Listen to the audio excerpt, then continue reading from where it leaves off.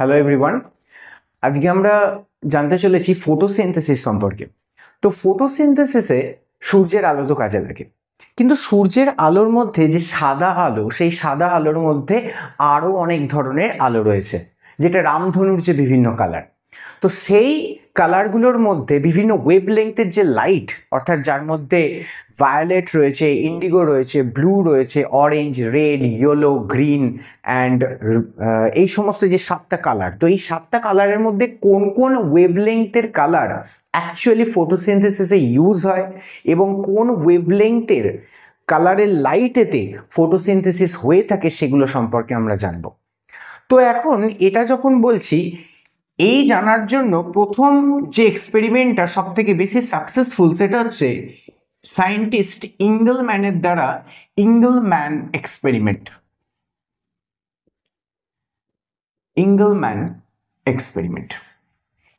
তো সায়েন্টিস্ট ইঙ্গলম্যান তিনি কি করলেন, তিনি একটি প্রিজম নিলেন। তো এই যে ট্রায়াঙ্গুলার শেপড, এটা হচ্ছে একটি প্রিজম। এই প্রিজমের ওপর দিয়ে চালানো হচ্ছে হোয়াইট লাইট। তো আমরা জানি প্রিজমের মধ্য দিয়ে যদি হোয়াইট লাইট চালানো হয়, তাহলে হোয়াইট লাইট কি হবে, ভেঙে যাবে এবং ভেঙে গিয়ে 7খানা আলাদা আলাদা কালারের আলো তৈরি করবে। এবার তিনি কি করলেন, এর আগে তিনি একটি অ্যালগি ইউজ করলেন এখানেতে। এই যে প্রিজমের মধ্যে হোয়াইট লাইট পড়বে এবং সেটা ভেঙে গিয়ে 7টা আলো কোথায় গিয়ে পড়বে, একটি অ্যালগির উপরেতে গিয়ে পড়বে। কি ধরনের অ্যালগি নিলেন, তিনি যে অ্যালগিটি ইউজ করলেন তার নাম হচ্ছে ক্লাডোফোরা। তিনি ক্লাডোফোরা অ্যালগি ইউজ করলেন। ঠিক আছে, তাহলে ক্লাডোফোরা যে অ্যালগি, সে ফটোসিনথেসিস করতে পারে। তো যখন প্রিজমের ওপরেতে হোয়াইট লাইট পড়ছে এবং সেই হোয়াইট লাইট ভেঙে যাচ্ছে, ভেঙে গিয়ে 7টা লাইটে ডিফারেন্সিয়েটেড হয়ে যাচ্ছে।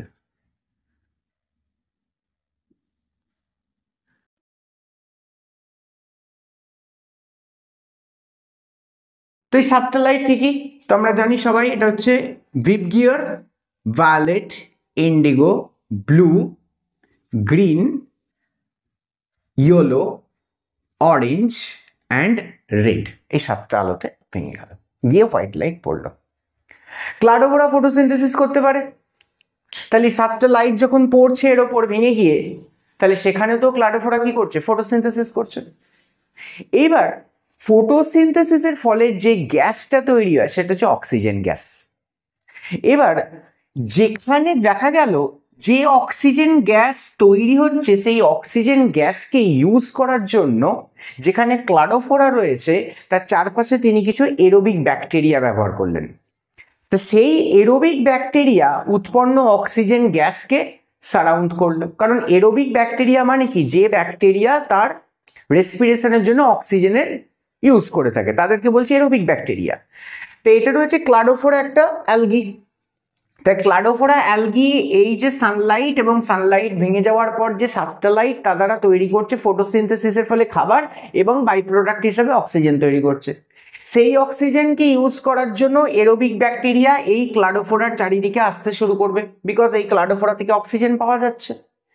কিন্তু দেখা গেল এখানে একটা টুইস্ট, অ্যান্ড এরোবিক যে ব্যাকটেরিয়া, সেই এরোবিক ব্যাকটেরিয়া সব থেকে বেশি করে অ্যাকুমুলেট করতে শুরু করলো কোথায়, এই যে রেড কালার এবং ব্লু কালারের লাইট অ্যালগির যে পোর্শনটাতে পড়েছে, এই পোর্শনেতে ব্লু কালারের লাইট পড়েছে এবং এই পার্টিকুলার পোর্শনেতে রেড কালারের লাইট পড়েছে। এই রেড এবং ব্লু যে রিজিয়ান, সেখানেতে এই এরোবিক ব্যাকটেরিয়া সব থেকে বেশি জমতে শুরু করলো। আবারও বলছি, এরোবিক ব্যাকটেরিয়া অক্সিজেন দরকার তার বেঁচে থাকার জন্য, সে অক্সিজেন চায়, তাহলে যেখানে অক্সিজেন সেখানে এরোবিক ব্যাকটেরিয়ার ভিড় বেশি হবে। তাহলে ব্লু অ্যান্ড রেড লাইট যেখানে পড়েছে অ্যালগির বডির, সেই পার্টিকুলার রিজিয়নগুলোতে এরোবিক ব্যাকটেরিয়ার অ্যাকুমুলেশন বাড়লো। তার মানে কি বোঝাচ্ছে, এই পার্টিকুলার দুটো জায়গাতে অক্সিজেন বেশি করে তৈরি হচ্ছে, বাকি অন্যান্য জায়গাতেও অক্সিজেন তৈরি হচ্ছে, সেজন্য অল্প এরোবিক ব্যাকটেরিয়ার অ্যাকুমুলেশন রয়েছে। কিন্তু রেড অ্যান্ড ব্লু যেখানে, সেখানেতে এরোবিক ব্যাকটেরিয়ার অ্যাকুমুলেশন সব থেকে বেশি। কেন? বিকজ এখানে অক্সিজেন বেশি। অক্সিজেন বেশি কথার কি অর্থ, বললো রেট অফ ফটোসিনথেসিস বেশি, রেট অফ ফটোসিনথেসিস বেশি। রেট অফ ফটোসিনথেসিস বেশি হলে সেখানে কি বেশি তৈরি হবে? অক্সিজেন গ্যাস বেশি করে তৈরি হবে। তাহলে এটা থেকে এই যে প্রথম এক্সপেরিমেন্ট, ইঙ্গেলম্যান এক্সপেরিমেন্ট, এটা থেকে কি বোঝা যাচ্ছে যে অবভিয়াসলি হোয়াইট লাইট পাচ্ছে গাছ এবং সেখান থেকে ফটোসিনথেসিস করে খাবার বানাচ্ছে, কিন্তু হোয়াইট লাইট তৈরি হচ্ছে ভিভগিয়ারের মতো 7খানা আলাদা আলাদা ওয়েভলেংথের লাইট নিয়ে। তার মধ্যে ব্লু অ্যান্ড রেড যে ওয়েভলেংথের দুটো লাইট রয়েছে, সেই দুটো লাইট ফটোসিনথেসিস সব থেকে বেশি করে করাতে পারে। তাহলে ইঙ্গেলম্যান এক্সপেরিমেন্ট থেকে আমরা এটা সব থেকে ভালো বুঝতে পারছি। এবং এর থেকে কি ধারণা পাওয়া গেল? এর থেকে একটা কনসেপ্টের ধারণা পাওয়া গেল, সেটা হচ্ছে action spectrum. Action spectrum, action মানে কি? অ্যাকশন মানে হচ্ছে ফটোসিনথেসিস, এখানে অ্যাকশন। তাহলে স্পেকট্রাম মানে কি? স্পেকট্রাম মিনস হচ্ছে গ্রাফ।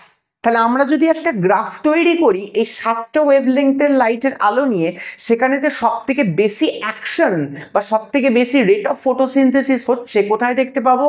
স্যার 7টা ওয়েভলেংথের আলো নিয়ে যদি গ্রাফ তৈরি করি তাহলে দেখতে পাবো সব থেকে বেশি ফটোসিনথেসিস হচ্ছে ব্লু আর রেড যেখানে লাইটের ওয়েভলেংথ রয়েছে সেই দুটো জায়গাতে। সাপোজ ধরা যাক এটা একটা গ্রাফ, এবং এখানেতে violet, indigo, blue, green, yellow, orange এবং রেড, এই 7টা ওয়েভলেংথের লাইট রয়েছে। অ্যান্ড এখানেতে সব থেকে বেশি রেট অফ ফটোসিনথেসিস কোথায় হচ্ছে? স্যার ব্লু রিজিয়নেতে হচ্ছে অ্যান্ড রেড রিজিয়নেতে হচ্ছে। তাহলে রেট অফ ফটোসিনথেসিস সব থেকে বেশি পিক কোথায় পাবে? স্যার ব্লু রিজিয়নেতে পাবে অ্যাজ ওয়েল অ্যাজ রেড রিজিয়নেতে পাবে। তাহলে এই যে একটা গ্রাফ পেলাম, এই গ্রাফটা কি বলে? সেটা হচ্ছে অ্যাকশন স্পেকট্রামের গ্রাফ।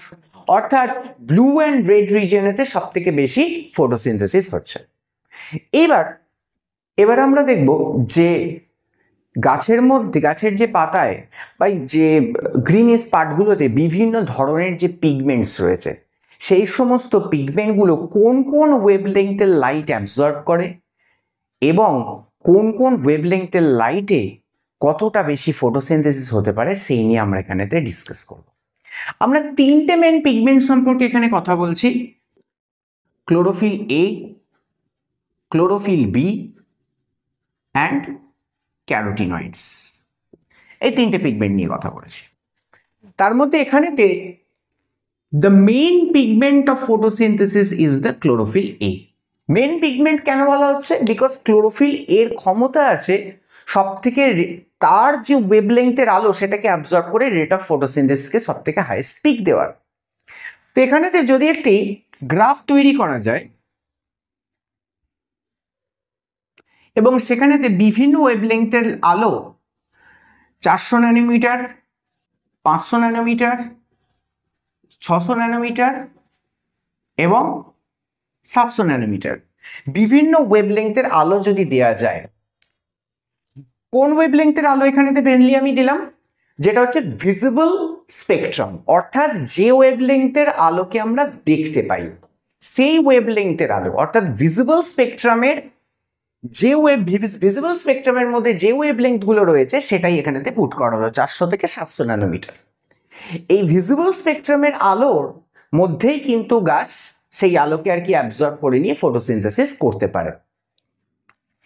এইবার ধরা যাক ক্লোরোফিল এ। দেখা যাচ্ছে ক্লোরোফিল এ সব থেকে বেশি যে ওয়েভলেংথের আলো অ্যাবজর্ব করতে পারছে সেটি কোনটি? না, ক্লোরোফিল এ সব থেকে বেশি নিয়ার অ্যাবাউট 430, ওই 430 বা 450 এরকম একটা ওয়েভলেংথের আলোকে সব থেকে বেশি ভালো করে অ্যাবজর্ব করে।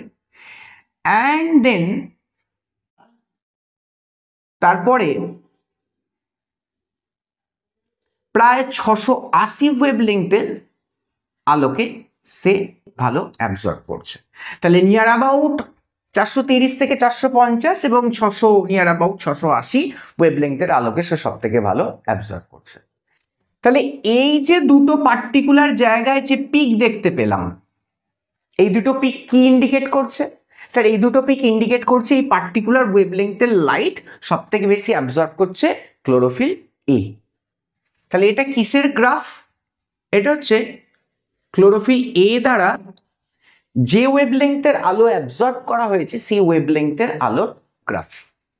ঠিক আছে, তারপরে ক্লোরোফিল বি এর যদি কথা বলি, ক্লোরোফিল বি দেখা যাচ্ছে 450-এর একটু পর নিয়ার অ্যাবাউট 480 অ্যান্ড দেন 650 প্রায় এই ওয়েভলেংথের আলো ভালো অ্যাবজর্ব করতে পারছে। এই যে নিয়ার অ্যাবাউট 450, 480 অ্যান্ড দেন এখানেতে প্রায় 650 ওয়েভলেংথের আলো অ্যাবজর্ব করতে পারছে। তাহলে এই যে ব্লু কালারের যে পিকটা পাওয়া গেছে এটা কিসের গ্রাফ? এটা হচ্ছে ক্লোরোফিল বি দ্বারা সংগৃহীত যে আলো বা অ্যাবজর্ব যে আলো তার গ্রাফ। এবার এটা ছাড়াও আমরা ক্যারোটিনয়েডস এর কথা বলতে পারি। ক্যারোটিনয়েডস কি ধরনের আলো অ্যাবজর্ব করছে? Carotenoids near about chlorophyll B যেমন ওয়েভলেংথের আলো নিয়েছে সেরকম আলো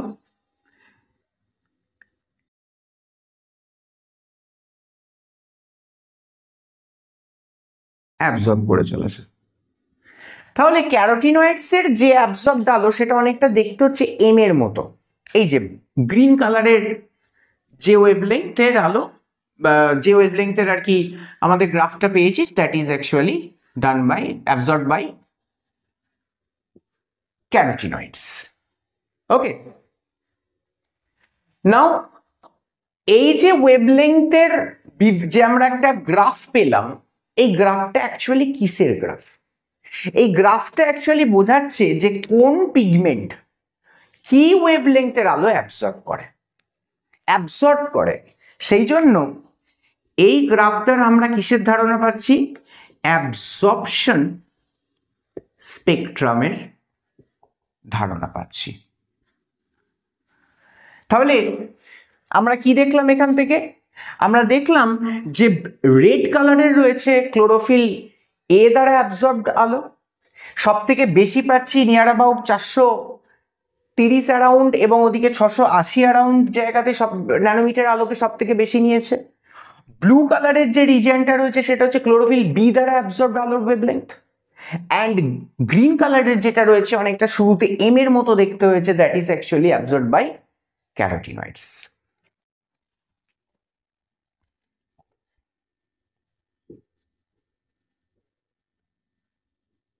অ্যাবজর্পশন বাই ডিফারেন্ট পিগমেন্টস।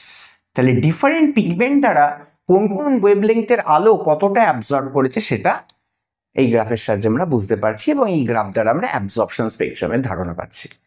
তাহলে what is absorption spectrum? Absorption spectrum বা যেটাকে আমরা বাংলায় বলে থাকি অ্যাবজর্ব করা, তো শোষণ বর্ণালী। শোষণ বর্ণালী বা অ্যাবজর্পশন স্পেকট্রাম হচ্ছে কোন pigment, chlorophyll A, chlorophyll B, carotenoids, কোন পিগমেন্ট কোন ওয়েভলেংথের আলো কতটা অ্যাবজর্ব করছে তার যে গ্রাফ, কোন পিগমেন্ট কোন ওয়েভলেংথের আলো কতটা অ্যাবজর্ব করছে তার গ্রাফকে বলা হচ্ছে অ্যাবজর্পশন স্পেকট্রাম।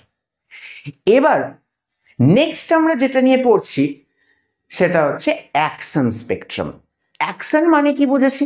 ফটোসিনথেসিস, এই যে প্রসেস, এখানে অ্যাকশন একটাই, সেটা হচ্ছে ফটোসিনথেসিস। তাহলে অ্যাকশন স্পেকট্রাম মানে হচ্ছে গ্রাফ। তাহলে অ্যাকশন স্পেকট্রামে আমরা এমন একটা ধরনের গ্রাফ দেখব যেখান থেকে আমরা বুঝতে পারবো কোন ওয়েভলেংথের আলোতে কতটা বেশি বা কতটা কম ফটোসিনথেসিস হয়। অ্যাজ ফর এক্সাম্পল ধরা যাক এখানে আমরা একটা গ্রাফ সেম ভাবেই পুট করে দিলাম এবং ঠিক আগের মতো আগেরটার সঙ্গে মিল রেখে করলে একটু বেটার হয়।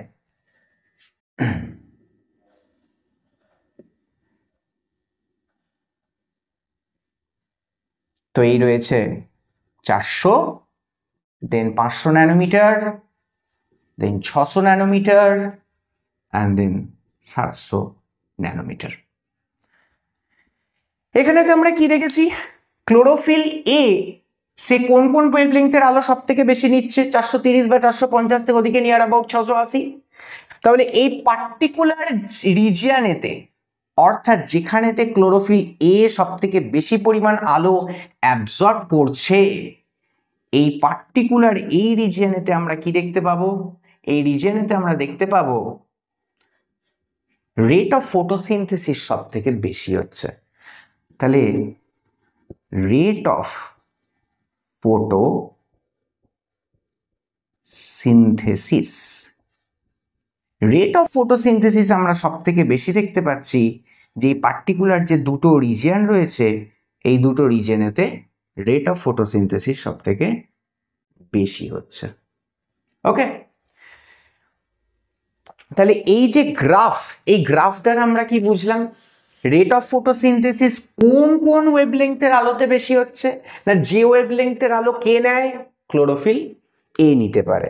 অর্থাৎ আমরা যদি ক্লোরোফিল এর এই যে অ্যাবজর্পশন স্পেকট্রামটা যদি এখানেতে ফলো করি, আমরা দেখতে পাবো এই পার্টিকুলার দুটো রিজিয়নেতেই কিন্তু ক্লোরোফিল এ সব থেকে বেশি ওয়েভলেংথের আলো অ্যাবজর্ব করছিল। অর্থাৎ এই যে ব্ল্যাক কালারের লাইনটা পেয়েছি, এটা আমাদের কি ইন্ডিকেট করাচ্ছে? এটা ইন্ডিকেট করাচ্ছে রেট অফ ফটোসিনথেসিস, কোন ওয়েভলেংথের আলোতে কতটা ফটোসিনথেসিস হয়েছে।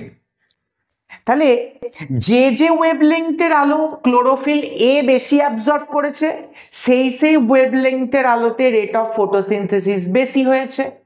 তাহলে অ্যাকচুয়ালি রেট অফ ফটোসিনথেসিস হওয়া অর্থাৎ action spectrum, rate of photosynthesis হওয়া অর্থাৎ action spectrum is actually following the absorption spectrum of chlorophyll A. কারণ ক্লোরোফিল এ যে যে ওয়েভলেংথের আলো বেশি অ্যাবজর্ব করছে, সেখানেই ফটোসিনথেসিস বেশি হচ্ছে। অর্থাৎ ক্লোরোফিল এর অ্যাবজর্পশন স্পেকট্রামও যা, সেটাকেই ফলো করছে কে? ফটোসিনথেসিসের রেট। সো এই যে আমরা গ্রাফটা পেলাম, এটাকে আমরা কি বলবো? অ্যাকশন স্পেকট্রামের গ্রাফ। অ্যাকশন স্পেকট্রামের গ্রাফ। তাহলে এখান থেকে আমি আরো একবার বলছি, অ্যাকশন স্পেকট্রাম মানে কি? অ্যাকশন স্পেকট্রাম মানে এমন একটা graph which is indicating rate of photosynthesis কোন ওয়েভলেংথের আলোতে কতটা হচ্ছে বাই ডিফারেন্ট পিগমেন্ট। আর what is absorption spectrum? Absorb করা মানে শোষণ করে নেওয়া, কোন ওয়েভলেংথের আলো কতটা কোন পিগমেন্ট দ্বারা অ্যাবজর্ব হচ্ছে সেটা ইন্ডিকেট করছে। তাহলে এই যে ব্ল্যাক কালারের লাইনটা কি বোঝাতে চাইছে? অনেকটা ব্ল্যাক কালারের লাইনটা ফলো করছে ক্লোরোফিল এর অ্যাকশন স্পেকট্রাম। এবার হ্যাঁ, এই যে জায়গাগুলো আমরা দেখতে পাচ্ছি যে অন্যান্য অনেক জায়গাতেও বেশ কিছুটা করে ফটোসিনথেসিস বেশি হয়েছে, এই যে এই পার্টিকুলার রিজিয়নগুলো বা এই রিজিয়নগুলো, এগুলো কি ইন্ডিকেট করছে না ক্লোরোফিল এ ছাড়াও আদার যে সমস্ত পিগমেন্টস রয়েছে লাইক ক্লোরোফিল বি হলো, ক্যারোটিনয়েডস হলো, তারাও তো কিছুটা আলো অ্যাবজর্ব করছে এবং তারাও কিছুটা কন্ট্রিবিউট করছে ফটোসিনথেসিসে। তাহলে অ্যাকশন স্পেকট্রাম অ্যাকচুয়ালি সমস্ত পিগমেন্ট দ্বারা যে ফটোসিনথেসিস হচ্ছে তার একটা গ্রাফ। ওকে, এবার আমরা জানবো কর্নেলিস ভ্যান নিলের এক্সপেরিমেন্ট সম্পর্কে। সো ভ্যান নিল, হি ওয়াজ এ মাইক্রোবায়োলজিস্ট। ওকে, তিনি এক্সপেরিমেন্ট করেছিলেন সালফার ব্যাকটেরিয়ার ওপর। কি প্রুফ করার জন্য তিনি এক্সপেরিমেন্ট করলেন? সালফার ব্যাকটেরিয়ার ওপর এটা প্রুফ করার জন্য যে কার্বন ডাই অক্সাইডের সঙ্গে এমন কোনো একটা হাইড্রোজেন ডোনারের দরকার, যার থেকে হাইড্রোজেন কার্বন নেবে এবং রিডিউসড হবে অর্থাৎ বিজারিত হবে, এবং তারপর সেখান থেকে গ্লুকোজ তৈরি হবে এবং হাইড্রোজেন অ্যাটম থেকে হাইড্রোজেন বেরিয়ে যাওয়ার পর যে এলিমেন্ট থাকবে সেটা রিমুভ আউট হবে। তো সেখান থেকে আমরা একটা জেনারেল ফর্মুলা পাচ্ছি। ফর্মুলাটা কি? CO2 লাগছে ফটোসিনথেসিসের জন্য অবভিয়াসলি, অ্যান্ড দেন তারপরে কি লাগে? জল অর্থাৎ H2O। আমরা H2 লিখলাম এবং ওয়ের জায়গায় লিখলাম A, H2A। এরপর কি? এরপর এখান থেকে তৈরি হবে C6, H12O6 and then 2A অর্থাৎ A2। এখানে কি দেখতে পাচ্ছি? এই যে H2A, এটা হচ্ছে হাইড্রোজেন ডোনারের কাজ করছে। কাকে দিচ্ছে হাইড্রোজেন? কার্বনকে দিচ্ছে হাইড্রোজেন, এবং কি তৈরি করছে? কার্বনকে রিডিউস করছে বা বিজারিত করছে এবং গ্লুকোজ তৈরি করছে। এইবার তিনি এক্সপেরিমেন্ট করলেন সালফার ব্যাকটেরিয়ার ওপর। সালফার ব্যাকটেরিয়া, সালফার ব্যাকটেরিয়ার উপর এক্সপেরিমেন্ট করে তিনি দেখতে পেলেন কার্বন ডাই অক্সাইড রয়েছে, এর সঙ্গে হাইড্রোজেন ডোনার হিসেবে কাজ করছে হাইড্রোজেন সালফাইড, অর্থাৎ আমরা H2A এর জায়গায় বসিয়ে দিচ্ছি সালফার, এবং অ্যাজ এ রেজাল্ট তৈরি হচ্ছে C6H12O6 অ্যান্ড দেন সালফেট অর্থাৎ H2। তাহলে এখানেতে হাইড্রোজেন ডোনার কে হাইড্রোজেন সালফাইড। গ্রিন প্লান্টের ক্ষেত্রে CO2 এবং H2A এই জায়গা থেকে রয়েছে H2O অর্থাৎ হচ্ছে জল, অ্যান্ড দেন তৈরি হচ্ছে C6H12O6 প্লাস O2, অর্থাৎ এখানেতে এর জায়গায় কে বসেছে? ওয়াটার। ঠিক আছে, তাহলে আমরা এখান থেকে কি বুঝতে পারছি এই এক্সপেরিমেন্টটা থেকে? যে যদি কোনো অটোট্রফ থাকে এবং সে যদি ফটোসিনথেসিস করে থাকতে পারে, তাহলে সেক্ষেত্রে একটা হাইড্রোজেন ডোনার অর্থাৎ যার থেকে হাইড্রোজেন নিয়ে নেওয়া কেউ যদি হাইড্রোজেন নেয়, তাহলে সে কি হয়? সে বিজারিত হয় বা রিডিউস হয়ে যায়। তাহলে সেখান থেকে হাইড্রোজেন নিয়ে নিজে রিডিউস হচ্ছে কি কার্বন ডাই অক্সাইড এবং তৈরি করছে গ্লুকোজ। অ্যান্ড ভ্যানিল এক্সপেরিমেন্ট করলেন সালফার ব্যাকটেরিয়ার ওপর। তো এখানের এই যে এক্সপেরিমেন্ট, এই ফার্স্ট যে সালফার ব্যাকটেরিয়ার উপর এক্সপেরিমেন্ট, এই এক্সপেরিমেন্টে কোনো রকম অক্সিজেন গ্যাস তৈরি হলো না। তাহলে এই এক্সপেরিমেন্টটি হচ্ছে এক ধরনের অ্যান অক্সিজেনিক এক্সপেরিমেন্ট। অক্সিজেন জেনারেট হলো না, সেই জন্য অ্যান অক্সিজেনিক। কিন্তু পরে গ্রিন প্লান্টের ক্ষেত্রে আমরা দেখতে পাচ্ছি অক্সিজেন প্রপারলি জেনারেট হচ্ছে, সেই জন্য এটা হচ্ছে এক ধরনের অক্সিজেনিক এক্সপেরিমেন্ট, অর্থাৎ অক্সিজেন জেনারেট হচ্ছে। তাহলে এটা থেকে পরিষ্কার বোঝা গেল যে অক্সিজেন জেনারেট হয় সেই অক্সিজেনটা আসছে হচ্ছে জল থেকে। সেই অক্সিজেনটা কিন্তু কখনোই কার্বন ডাই অক্সাইডের অক্সিজেন নয়। যদি যে অক্সিজেনটা উৎপন্ন হচ্ছে সেটা যদি কার্বন ডাই অক্সাইডের অক্সিজেন হতো, তাহলে প্রথম কেসেতেও আমি বাই প্রোডাক্ট হিসাবে অক্সিজেন পেতাম, কিন্তু সেক্ষেত্রে আমরা পাচ্ছি না। সেকেন্ড কেসে গ্রিন প্লান্টের ক্ষেত্রে যেহেতু জল ইউজ হচ্ছে, জলের ভেতর যেহেতু অক্সিজেন হচ্ছে, সেই জন্য আমরা বাই প্রোডাক্ট হিসাবে অক্সিজেন পাচ্ছি। তো এটাকে আরো কনফার্ম করার জন্য কি করা হলো? আরো কনফার্ম করার জন্য যে অক্সিজেন কার্বন ডাই অক্সাইডের রয়েছে তাতে ইউজ করা হলো অক্সিজেনের আইসোটোপ 16, এবং জলে যেটা রয়েছে তার সঙ্গে ইউজ করা হলো অক্সিজেনের আইসোটোপ 18। অ্যান্ড দেন দেখতে পাওয়া যাচ্ছে যে অক্সিজেন ফটোসিনথেসিসের পর লিবারেট হচ্ছে, তার মধ্যে দেখতে পাওয়া যাচ্ছে কোন অক্সিজেনের আইসোটোপটা রয়েছে? 18 রয়েছে, অর্থাৎ যেটা জলে ব্যবহার করা হয়েছিল। তাহলে এইটি হচ্ছে ভ্যান নিলস এর এক্সপেরিমেন্ট। ওকে।